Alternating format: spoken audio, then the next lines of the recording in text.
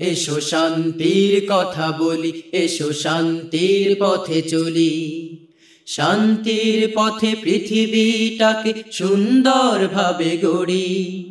এসো শান্তির পথে চলি, শান্তির দূত নবীজি মোদের শান্তি প্রতিষ্ঠায় দেখিয়েছেন আলোর পথ, চলো সেই পথে চলি। এসো শান্তির কথা বলি, এসো শান্তির পথে চলি। আসসালামু আলাইকুম ওয়া রাহমাতুল্লাহি ওয়া বারাকাতুহু। আলহামদুলিল্লাহি রাব্বিল আলামিন ওয়াসসালাতু ওয়াসসালামু আলা সাইয়্যিদিল আমবিয়া ওয়াল মুরসালিন ওয়া আলা আলিহি ওয়াস সাহবিহি আজমাইন। ক্বালাল্লাহু তাআলা আযজা ওয়া জাল, আউযু বিল্লাহি মিনাশ শাইতানির রাজীম। ইয়া আইয়ুহাল্লাযীনা আমানু তুবু ইলাল্লাহি তাওবাতান নাসুহা। সাদাকাল্লাহু মাওলানাল আযীম ওয়া বাল্লাগানা রাসূলুহুন নবিয়ুল হাবিবুল কারীম। দূরের এবং কাছের, দেশের এবং প্রবাসের সম্মানিত দর্শক, আমন্ত্রণ জানাচ্ছি আপনাদের অত্যন্ত প্রিয় অনুষ্ঠান শান্তির পথে। আশা করি সকলে ভালো আছে। শুধু দর্শক, পবিত্র হজ শেষে সম্মানিত হাজিগণ অনেকেই ঘরে ফিরেছেন। আমরা জানি হজ এমন একটি ইবাদত যেখানে গেলে একজন মানুষ তার অতীত সকল গুনাহ থেকে তওবা করে ফিরে আসে, এবং আসলে একজন মানুষের ভেতরের পরিবর্তন যা হজের সফরে পরিবর্তন হয় তা কিন্তু অন্য কোথাও হয় না। এটা আল্লাহর ঘর বাইতুল্লাহর একটা স্পিরিচুয়াল অ্যাকশন প্রতিটা মুমিন হৃদয়ে। সে কারণে হজে যারা যান এবং ফিরে আসেন তাদের কাছে দিন এবং সমাজের প্রত্যাশা সেরকম যে হজে যাওয়ার আগে যেই মানুষটি হজে যাওয়ার পরে সেখানে কিছু চেঞ্জ থাকবে, এবং চেঞ্জ এই নয় যে তিনি মেকআপ দিয়ে চেঞ্জ করবেন। চেঞ্জটা হলো এই যে তিনি গুনাহমুক্ত জীবন যাপন করবেন, গুনাহ থেকে ফিরে আসবেন, এমন একটা জীবন যাপন করবেন যেটা দেখলে আল্লাহর ঘর বাইতুল্লাহর যেই পরিবর্তনের ক্ষমতা এটা মানুষের মনে পড়বে। তাওবা সেখান থেকে করেই তিনি ফিরে এসেছেন, তাওবার উপরেই তিনি অটল এবং অবিচল থাকবেন। শুধু দর্শক, এই গুরুত্বপূর্ণ সময়ে আমরা আজকে আলোচনা করব তাওবা নিয়ে, তাওবার গুরুত্ব, বিশেষ করে তাওবার উপরে প্রতিষ্ঠিত থাকা, গুনাহমুক্ত জীবন যাপন করা, অপরাধমুক্ত জীবন যাপন করা। অপরাধ বলতে ধর্মীয় অপরাধ, সামাজিক অপরাধ, সকল ধরনের অপরাধ থেকে মুক্ত থেকে একজন ঈমানদার মুসলমান তার জীবন যাপন করবে, এটাই প্রত্যাশা। আর এই গুরুত্বপূর্ণ বিষয়ে আলোচনা অংশগ্রহণ করার জন্য আমরা আজকে পেয়েছি দুজন অত্যন্ত গুরুত্বপূর্ণ অতিথি। আমার ডানে আছেন আপনাদের অত্যন্ত প্রিয় মুখ, প্রবীণ আলেম দ্বীন, ঢাকা মদিনাতুল উলুম কামিল মাদ্রাসার সাবেক সুযোগ্য অধ্যক্ষ হযরতুল্লাহ মাওলানা আব্দুর রাজ্জাক। আসসালামু আলাইকুম ওয়া রাহমাতুল্লাহি ওয়া বারাকাতুহু। ওয়া আলাইকুম আসসালাম ওয়া রাহমাতুল্লাহি ওয়া বারাকাতুহু। আরেকজন তরুণ আলেম দ্বীন, আপনাদের অত্যন্ত প্রিয় ব্যক্তিত্ব, চট্টগ্রাম জামে আহমদিয়া সুন্নি আলিয়া মাদ্রাসা, যেটা পুরো দক্ষিণ এশিয়ার মধ্যে শ্রেষ্ঠতম একটা দ্বীনি শিক্ষা প্রতিষ্ঠান, সেই প্রতিষ্ঠানের সম্মানিত আরবি প্রভাষক, তরুণ আলেম দ্বীন হযরতুল্লাহ মাওলানা জয়নুল আবেদিন কাদেরী। আসসালামু আলাইকুম ওয়া রাহমাতুল্লাহি ওয়া বারাকাতুহু। ওয়া আলাইকুম আসসালাম ওয়া রাহমাতুল্লাহ। শুধু দর্শক, আর কথা না বাড়িয়ে আমরা অনুষ্ঠানে ফিরে যাই এবং আমাদের অতিথির কাছ থেকে শুনি। আল্লামা আব্দুর রাজ্জাক, আপনাকে দিয়ে শুরু করতে চাই। কোরআন এবং হাদিসের তওবার অনেক গুরুত্ব আছে, তওবার প্রয়োজনীয়তা আছে, এবং তওবাকারী আল্লাহর বান্দাকে আল্লাহ বেশি পছন্দ করেন বলে হাদিসে আছে। তো একজন ঈমানদার বান্দা হিসাবে আসলে আমরা সকলে গুনাহগার। নবীজি বলেছেন কুল্লু ইবনে আদম খাত্তা, সকল আদম সন্তানই মূলত গুনাহগার, ভুলকারী। তো সেই অবস্থান থেকে একজন ঈমানদার মুসলমানের জন্য তওবা কতটা প্রয়োজনীয় এবং গুরুত্বপূর্ণ? আলহামদুলিল্লাহ, ওয়াসসালাতু ওয়াসসালামু আলা রাসূলিল্লাহ ওয়া আলা জামিইল খুলাফায়ে রাশিদিন আল মাহদিয়িন, আলা জামিই আল মুহাজিরিন ওয়াল আনসার, আলা জামিই তাবিঈন আল্লাযিনা ইত্তাবাউহুম বিইহসানিন ওয়া ইখলাসিন ইলা ইয়াউমিদ্দিন, আম্মা বা'দ।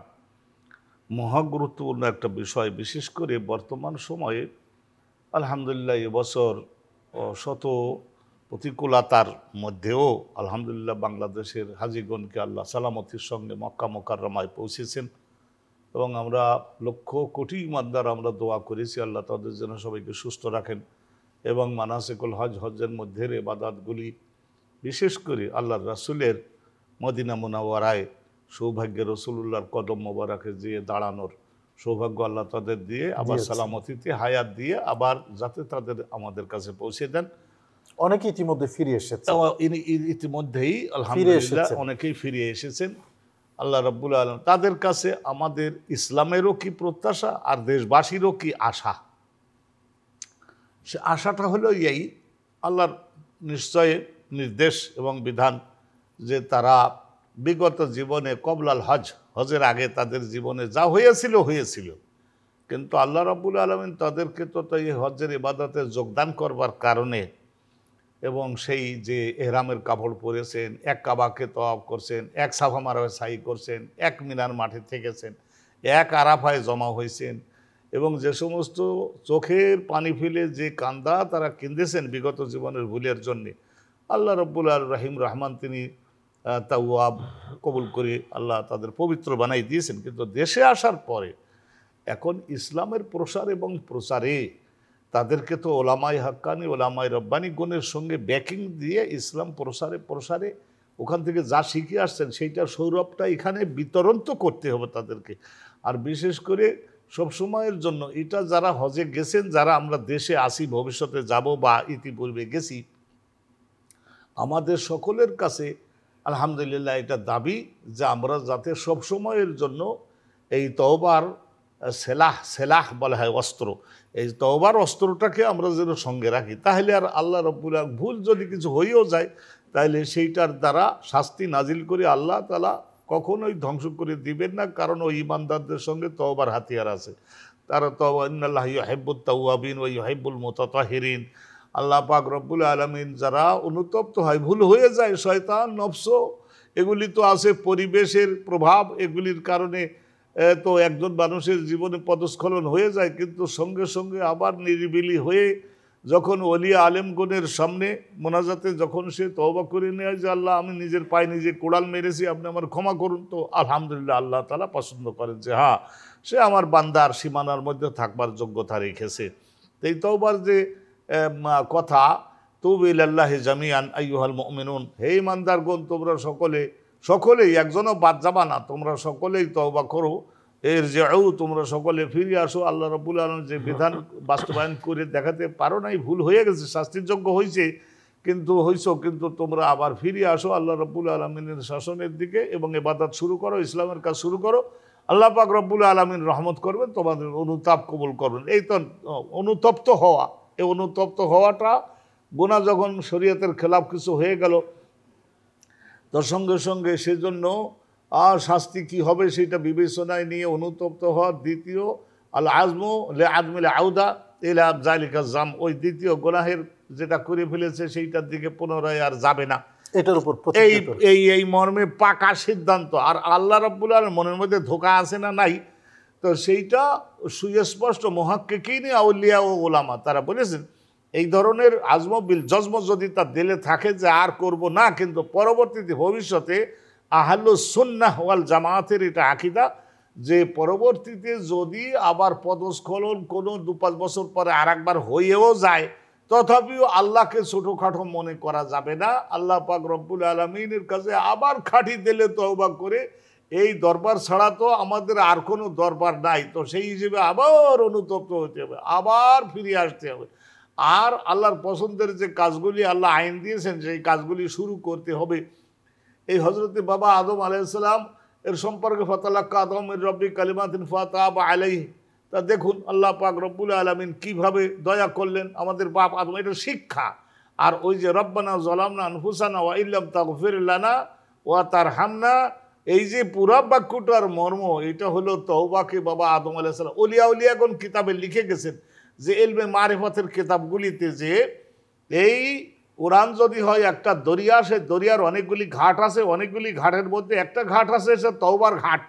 ওই তওবার ঘাটের মধ্যে যারা আউলিয়ায়ে কেরাম যখন সবক দেন আর বলেন যে তুমি এইভাবে বিগত জীবনের ভুলের জন্য অনুতপ্ত হওয়ার কান্দাকাটি করো আর এই রব্বানা যালামনা বেশি বেশি পড়তে থাকো, দেখবা এই আধা ঘন্টা যেতে না যেতেই বাবা আদমের সঙ্গে ওই তওবার ঘাটে, কোরআনের ওই দরিয়ার ওই তওবার ঘাটে তোমার সঙ্গে তার বাবা আদমের দেখবার সুযোগ হবে। আর তখন চোখে যখন বন্যার মতো অশ্রু নামবে, তখন তুমি বুঝে নেওয়া যে বিগত জীবনের ওইবারের মতো তোমার ক্ষমা মার্জনা হয়েছে, কিন্তু তোমাকে সামনের জন্য সতর্ক সাবধান হতে হবে। রাইট। আসলে আপনি যে কথাটা বলছেন, আমার সেই মুসলিমের একটা হাদিস এখানে মনে পড়েছে। শুধু দর্শক, আজকে যেহেতু তাওবার আলোচনা, মুসলিম শরীফের মধ্যে আল্লাহর একজন বান্দার কথা নবীজি বলেছেন যে ইন্না রাজুলান আযনাবা যামবান ফাকাল রাব্বি ইন্নী আযনামতু যামবান ফাগফির ফাকাল আল্লাহ আবদি আমিলা যামবান ফাআলিমা আন্না লাহু রাব্বান ইয়াগফিরু যামবা সুবহানাল্লাহ ওয়া ইয়াখুযু বি قد غفرت لعبدي ثم عمل ذنبا آخر فقال ربي إني عملت ذنبا فاغفره فقال تبارك وتعالى علم عبدي أن له ربا يغفر الذنب ويأخذ به قد غفرت لعبدي ثم عمل ذنبا آخر فقال ربي إني عملت ذنبا فاغفر لي فقال عز وجل علم عبدي أن له ربا يغفر الذنب ويأخذ قد غفرت له لعبدي ثم عمل ذنبا آخر। এভাবে চার, অর্থাৎ একজন বান্দার কথা আল্লাহ বলেছেন যে বান্দা গুনাহ করেছে এবং গুনাহ করে আল্লাহর কাছে বলেছে, আল্লাহ আমি তো গুনাহ করে ফেলেছি, তুমি এটা মাফ করে দাও। তো আল্লাহ রাব্বুল আলামিন তখন বলবেন যে আমার বান্দা গুনাহ করেছে এবং সে বিশ্বাস করে তার এমন একজন রব আছেন যিনি ক্ষমা করে দেন, যাও আমি ক্ষমা করে দিলাম। এই বান্দা আরেকটা গুনাহ করেছে এবং গুনাহ করে আবার আল্লাহর কাছে বলছে, আল্লাহ আমি তো আবার গুনাহ করে ফেলেছি আরেকটা, আল্লাহ তুমি আমার গুনাহ মাফ করে দাও। তো আল্লাহ তখন বলেন আমার বান্দা জানে যে তার একজন রব আছে, জানে মানে বিশ্বাস করে, তিনি ক্ষমা করে দেন, যাও আমি ক্ষমা করে দিলাম। এই বান্দা আবার আরেকটা গুনাহ করেছে, আবার বলেছে আল্লাহ আমি আবার গুনাহ করে ফেলেছি, তুমি ক্ষমা করো। এভাবে চারবার হাদিসে চারবারের কথা আছে। এই হাদিসটা যখনই আমি ভাবি, তেলাওয়াত করি, লা তাকনাতু মির রাহমাতিল্লাহ, মনে পড়ে আমার যে আল্লাহ কত দয়াবান, কত মেহেরবান। আল্লাহ সহনশীল, বান্দা অপরাধ করে যদি অনুতপ্ত হয়, আল্লাহ এতটাই পছন্দ করেন অনুতপ্ত হওয়া, ছোট হওয়া, এই অনুতাপবোধটা, লজ্জিত হওয়া। সে কারণেই কোরআনে কারীম ইন্নাল্লাহ ইউহিব্বুত তাওয়াবিন ওয়া ইউহিব্বুল মুতাতাহহিরিন। আমি আসবো আপনার কাছে। মাওলানা জয়নুল আবেদিন কাদের সাহেব, আমরা খুব চমৎকার আলোচনা শুনছিলাম তাওবা এবং ইস্তেগফার। একজন ইমানদার মুসলমানের এটা অপরিহার্য একটা দায়িত্ব। জি, কোনো বান্দা তাওবা থেকে নিজেকে মুক্ত রাখতে পারে না। এবং নবীজি নিজে দৈনিক 70 থেকে 100 বার পর্যন্ত ইস্তেগফার করতেন। তো এই প্রেক্ষাপটে একজন ইমানদার মুসলমান, যে বিশেষ করে হজ ফেরত যারা ইতিমধ্যে হজ করে বাংলাদেশে চলে এসেছেন, তো তাদের কাছে প্রত্যাশা এবং তারা অনুকরণীয় চরিত্র হবে, অন্যরা তাদেরকে দেখে হজে যাওয়ার জন্য উদ্বুদ্ধ হবে যে এই মানুষটা হজ করে এসেছেন, তার মধ্যে এই বিগ চেঞ্জ। জি, কি বলবেন? জি, আসলে যে ধন্যবাদ আপনাকে অভিজ্ঞ উপস্থাপক। আজকের এই যে বিষয়টি আজকে সামনে এসেছে আমাদের, এটা অত্যন্ত গুরুত্বপূর্ণ, কারণ আমাদের অসংখ্য হাজিরা হজ থেকে আসার পরে তাদের যে একটা গাইডলাইন দরকার, তার জীবনটা কিভাবে সামনে যাবে, সেক্ষেত্রে আমরা মনে করি যে তওবা বিষয়টা তাকে একটা উত্তম গাইডলাইন দেখাতে পারে তওবার মাধ্যমে। দেখুন, আপনি যে অনুষ্ঠানের শুরুতে যে আয়াতটি আপনি তিলাওয়াত করেছেন, ইয়া আইয়ুহাল্লাযীনা আমানু তুবু ইলাল্লাহি তাওবাতান নাসুহা, এই ব্যাপারে হযরত ওমর ফারুক আযম রাদিয়াল্লাহু তাআলা আনহুকে জিজ্ঞেস করা হয়েছে তাওবাতুন নাসুহাটা কি?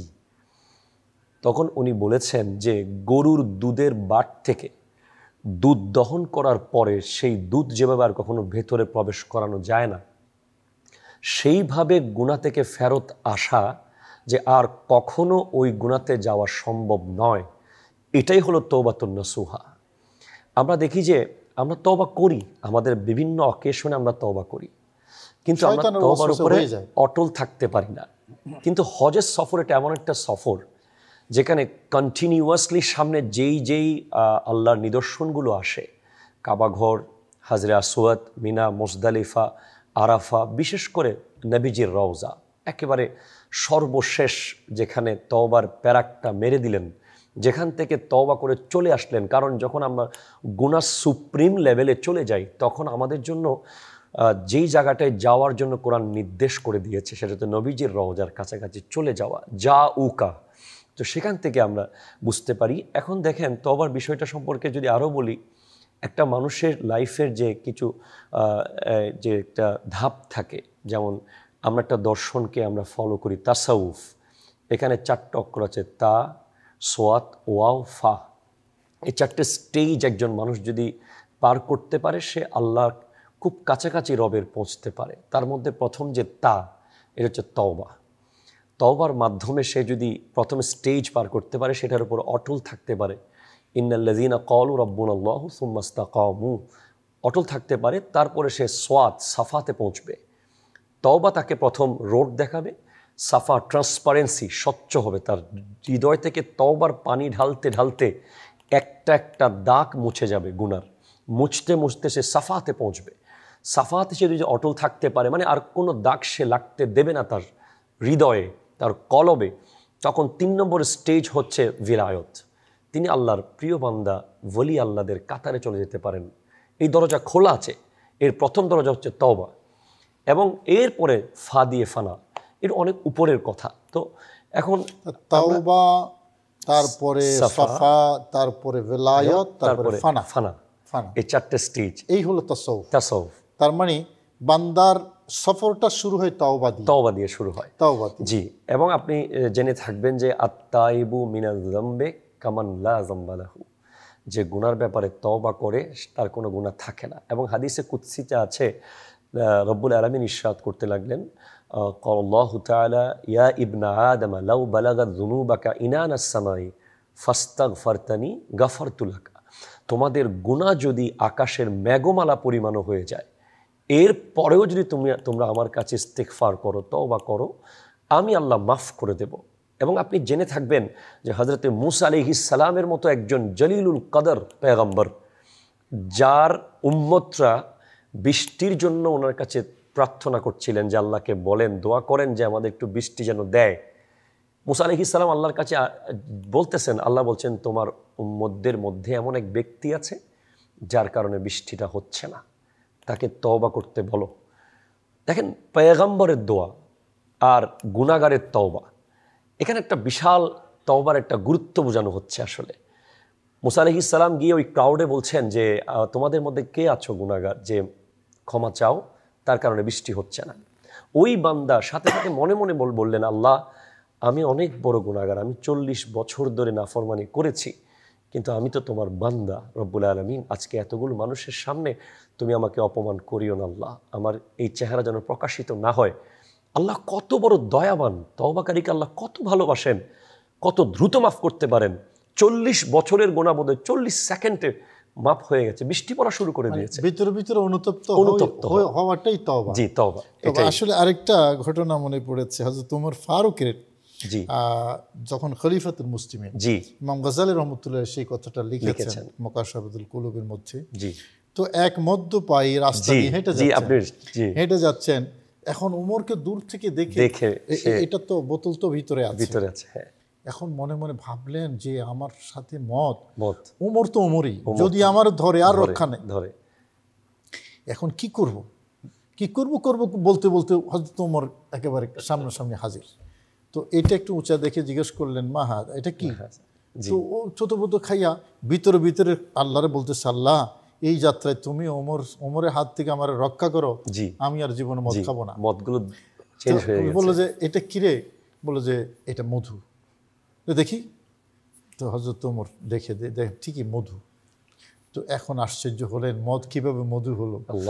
তো আল্লাহ পাক রব্বুল আলামিন তার এই ভিতরের যে ভয়টা, আল্লাহর প্রতি তার যে ভয়টা, এই ভয়টা কবুল করে আল্লাহ তাকেও গুনাহগার থেকে নেককার বানিয়ে দিয়েছেন, মদটাকেও মদ থেকে মধু বানিয়ে দিয়েছেন।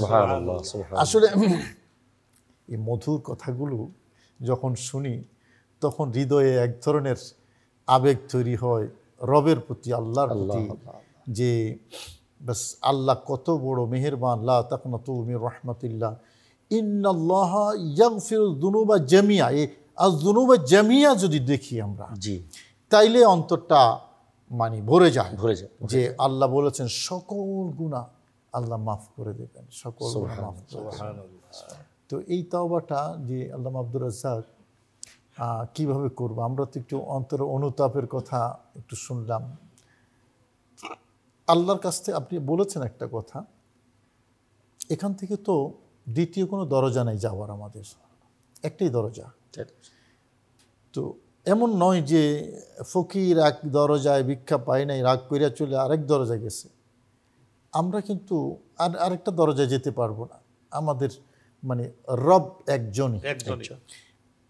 দোয়ায়ে মাসুরার মধ্যে আছে ওয়ামাই ইয়াগফিরু যুনুবা ইল্লাল্লাহ, আল্লাহ ছাড়া কে আর গুনাহ মাফ করবে। আল্লাহু আকবার। তো এই যে বিশ্বাসের যে জায়গাটা, তওবার ক্ষেত্রে বিশ্বাসের একটা জায়গা আছে, যেটা আমি সহিহ মুসলিম শরীফ থেকে যেটা কোট করলাম, ওয়া আলিমা আন্না লাহু রাব্বান ইয়াগফির, সে বিশ্বাস করে তার একজন রব আছেন যিনি ক্ষমা করেন। এই যে মৌলানা জয়নুল আবেদিন কাদেরী যেটা বলেছেন যে 40 বছর নাফরমানি করেছে, সে আল্লাহর উপর আস্থা রেখেছে, বিশ্বাস রেখেছে, আল্লাহ আমাকে ক্ষমা করবেন। গুনাহগার যারা, তওবা করার সাথে সাথে বিশ্বাসের গুরুত্বটা, মানে আল্লাহর প্রতি ক্ষমাকারী হিসেবে আল্লাহ বিশ্বাসের গুরুত্বটা একটু বলবেন। মহাগুরুত্ব, ওইটা তো মূল শক্তি তো ওই জায়গায়। আমি এই হাদিস খান ওয়াইজের কাছে শুনেছি, কিন্তু আমি নিজে কিতাবে না দেখে আমি কখনো বয়ান করি নাই, কিন্তু আমি সহিহ বুখারীতে সেদিনই দেখলাম। আল্লাহু আকবার, এত আশান্বিত হইলাম যে ইন্না রাজুলান ফি বনি ইসরাইল, এই ঘটনাটা বনি ইসরাইলের একজন ব্যক্তি কাতালা 99 মানুষকে হত্যা করেছে। তা অনুতাপ জাগ্রত হয়েছে ভিতরে, কিন্তু আমরা যেটা বলি যে এরপরে কর্মসংশোধনের জন্যও তাকে উদ্যোগী হতে হবে। তো একজন শরিয়াতের আলেমের কাছে গিয়ে যখন বললেন যে এত লোক হত্যা করছে, তো হাল তারা লিমিন তাওবা, আমার কোনো তওবার সুযোগ আছে কিনা আপনি কি মনে করেন হুজুর? তো উনি বললেন যে এতগুলা মানুষের হত্যাকারী একজন হত্যা করলে তাই তো জাহান্নামে যাবে, আর যদি সংশোধন না হয় তাহলে তো অনন্তকাল জাহান্নামে থাকবে। তো লা আরা লাকা মিন তাওবা, তওবার কোনো সুযোগ ফাকাত আল্লাহু আতাম্মা বিহি মিআ, ওরেও হত্যা করে 100 পূর্ণ করে। এখন আগের গোলা মারছিল পাবলিক, এখন শেষেরটা মারছে তো শরিয়াতের আলেম, এখন আগুন ভালো করে জ্বলে উঠেছে, যেমন শুকনো কাঠের মধ্যে কেরোসিন তেল ঢালছে। পরবর্তীতে আর অস্থির হয়ে গেল, তো শেষ পর্যন্ত আর একজন আলেম এবং ওলি, আলেম এবং ওলি তার কাছে গেলেন, জিজ্ঞাসা করলে বলে হ্যাঁ তোমার জন্য তওবা আছে, তোমার জন্য তওবা। সহিহ বুখারীর হাদিস, আমি সেদিন এটা নেটে সার্চি অনুবাদ করি, তা দেখলাম যে এত বড় নির্ভরযোগ্য হযরতে মুহাম্মদ বিন ইসমাইল বলেছেন, আমি এখন সুন্দর করে বলে দিই জনগণকে। তো শেষ পর্যন্ত উনি বললেন যে তোমার ওই গ্রামটার পরিবেশটা নষ্ট, ওখানে বেশিরভাগ majority public of that zone এরা সব ওই ক্রাইম করে, ও গুনাহের কাজে, তুমি পরিবেশটা পাল্টাও একটু ভালো হওয়ার জন্য, তোমার ওই গ্রামে যাও, ওই অমুক গ্রামে এসাবিল কারিয়াতুল ফুলানিয়া, অমুক গ্রামে যাও। তো অমুক গ্রামে কিছু রুটি চিড়া টিড়া নিয়ে রওয়ানা দেশে, কিন্তু ওই যে দুশ্চিন্তায় টাইম মতো খায় নাই, গোসল করে নাই, কত দূর হেঁটেছে, তার সেই আমলে তোর গাড়ি ঘোড়া ছিল না। তো শেষ পর্যন্ত এমন একটা যে জায়গায় মনে করেন, এটা বোঝাবার জন্য বলি, একটা বটগাছের শেকড়ে বাজে চিৎপটাং হয়ে পড়ছে তো পড়ছে, কদিন খায় নাই, মাথায় বাড়ি টাড়ি লেগে মারা গেছে। তো এখন 2 দল ফেরেশতা আইছে, প্রিভিয়াস লাইফ ক্রিমিনাল, আর সামনের জীবনটা তো যেতে পারে নাই এখনো, তবুও রহমতের ফেরেশতা আসছে। তো এই জীবনটা আমরা নেব, ওরা বলে দোজখ দেবে, এরা বলে ইন্নি দেবো, জান্নাতের দিকে নিব। তো শেষ পর্যন্ত 2 দল ফেরেশতা হাতাহাতি করবার মতো। তো শেষ পর্যন্ত আল্লাহ তাআলা বললেন যে তোমরা একটা কাজ করো, ওর বাড়ির থেকে এই পর্যন্ত মাপ দাও, আর এখান থেকে ওই যে ওলি আল্লাহর গ্রাম, ইবাদতকারীদের গ্রাম, ওটা মাপ দাও। মাপ দিয়ে দেখা গেল যে ওই এখানে আছে রাসূলুল্লাহ বলেছেন যে 1 বিঘের মতো জায়গা ওই বাড়ি যেয়ে পড়ছে, তার মানে মেজরিটি অতিক্রম করার কারণে আল্লাহ তাকে ক্ষমা করে দিয়েছে। সুবহানাল্লাহ। আব্দুল কাদের সাহেব, আমরা অনুষ্ঠান শেষ পর্যায়ে এসে গেছি। এই যে তাওবার যে বিষয়টা, আমরা গুনাহ, আসলে গুনাহমুক্ত কেউ নেই, আমরা সকলেই গুনাহগার। তো এক্ষেত্রে আমাদের প্রাত্যহিক জীবনে আমরা কিভাবে তওবা করতে পারি? আমাদের প্রাত্যহিক জীবন আসলে তওবার ক্ষেত্রে আমাদের জন্য উত্তম একটা জায়গা হচ্ছে নামাজ। আমি মনে করি যেটা 5 বার আমাদেরকে তওবা করার সুযোগ করে দেয়। আমরা নামাজের পরে রাসূল সাল্লাল্লাহু আলাইহি ওয়াসাল্লাম সাহাবায়ে কেরামকে নির্দেশ দিয়েছেন। এক সাহাবী নামাজ পড়ে দ্রুত চলে যাচ্ছিলেন, তখন নবী তাকে বলছেন আজিলতা আইয়ুহাল মুসাল্লি, তুমি কি তাড়াহুড়া করেছো? ইজা সল্লাইতা ফাঁকা আত্মা, তুমি যখন নামাজ শেষ করবে তুমি বসবে, ফাহমিদিল্লাহ বিমা হুয়া আহলুহু, আল্লাহর প্রশংসা করবে যতটুকু প্রশংসার হকদার আল্লাহ। এরপরে ফাসল্লা আলাইয়া, আমি নবীর উপর দরুদ পড়বে, ফাদউহু, আল্লাহর কাছে দোয়া করবে। সেম সিস্টেমটা একজন সাহাবী দেখেছেন নবীজি বলার সময়, উনি এসে সেইভাবে নামাজ পড়েছেন। পড়ার পরে নবীজি বলছেন, আইয়ুহাল মুসল্লি উদউ তুজাব, তুমি এখন দোয়া করো, আল্লাহ তোমার দোয়া কবুল করবে। আমরা যদি 5 ওয়াক্ত নামাজে আমরা তওবা করতে পারি, প্রতিটা ওয়াক্তে, কারণ আপনি জানেন যে নামাজ ইটসেলফ তওবা, জি তওবা করতে পারি। এরপরে আমরা আরেকটা হাদিস আছে যে রাসূল সাল্লাল্লাহু আলাইহি ওয়াসাল্লাম জানিয়েছেন আমাদেরকে 3টা কাজ দেরি করা যাবে না। একটা হচ্ছে কোনো গুনাহ হলে তওবা করতে 1 মিনিট দেরি করা যাবে না, সাথে সাথে তওবা করে ফেলতে হবে। কারণ কখন যে আমরা মরে যাই, দুনিয়া থেকে চলে যাই, তো আমরা যদি আমাদের প্রাত্যহিক জীবনে যে কোনো গুনাহ হওয়ার সাথে সাথে আমরা যেন তওবা করে ফেলি, এই তওবা অনেক বড় বড় আল্লাহর ওলিদেরকে পাল্টে দিয়েছে। ফোদাইল ইবনে আয়াস রহমতুল্লাহি আলাইহি, উনি এক সময় ডাকু ছিলেন, একটা কোরআনের আয়াত শুনে উনি সাথে সাথে তওবা করেছেন, যুগশ্রেষ্ঠ ওলি হয়েছেন। তওবার জন্য আমাদের আরেকটা কাজ হচ্ছে, আমরা যদি ডেইলি কোরআন তিলাওয়াত করি, আমাদের মধ্যে আল্লাহর প্রতি মহব্বত এবং ভয় আসবে। কোরআন তিলাওয়াতের মাধ্যমে আমরা নিজেকে তওবার দিকে নিতে পারি। এইভাবে করে আসলে ধন্যবাদ আপনাদের দুজনকে। সম্মানিত দর্শক, তওবা এটা একজন ইমানদার মুসলমানের অলঙ্ঘনীয় দায়িত্ব এবং কর্তব্য। যে মানুষটা যত বেশি অনুতপ্ত হবে, যত বেশি তওবা করবে, সেই মানুষটা আল্লাহর দরবারে তত বেশি প্রিয় হবে। এবং এই আয়াতটা কতই না প্রিয়। কি বলেছেন আল্লাহ? যে ইন্নাল্লাহ ইউহিব্বুত তাওয়াবিন, যারা তওবাকারী তারা আল্লাহর মাহবুব, আল্লাহর বন্ধু। যারা যদি জিজ্ঞেস করা হয় যে কিভাবে আল্লাহর বন্ধু হওয়া যায়, কিভাবে আল্লাহর প্রিয় হওয়া যায়, তাহলে জবাব তো একটাই, তওবা করো, আল্লাহ তোমাকে মাহবুব বন্ধু বানিয়ে নেবেন। শুধু দর্শক, তাওবাটা এটা আমরা যেন কন্টিনিউ করি, ইস্তেগফার কন্টিনিউ করি, এবং আল্লাহ যে গফুর এবং গফ্ফার, রহমান রহিম, আমরা সেই বিশ্বাসটা অন্তরে বদ্ধমূল রাখি, কোনো কনফিউশন ছাড়া। বুঝে যে হাদিসটা বললাম, ওয়া আলিমা আন্না লাহু রব্বান ইয়াগফির, সে বিশ্বাস করে তার একজন রব আছেন যিনি ক্ষমাকারী। আল্লাহ আমাদের সবাইকে ক্ষমা করুন এবং আমাদেরকে কৃত গুনাহের উপরে অনুতপ্ত হওয়ার তৌফিক নসিব করুন, এই প্রত্যাশায় আজকের পর্ব এখানে শেষ করছি। সবাই ভালো থাকুন। আসসালামু আলাইকুম ওয়া রাহমাতুল্লাহি ওয়া বারাকাতুহু।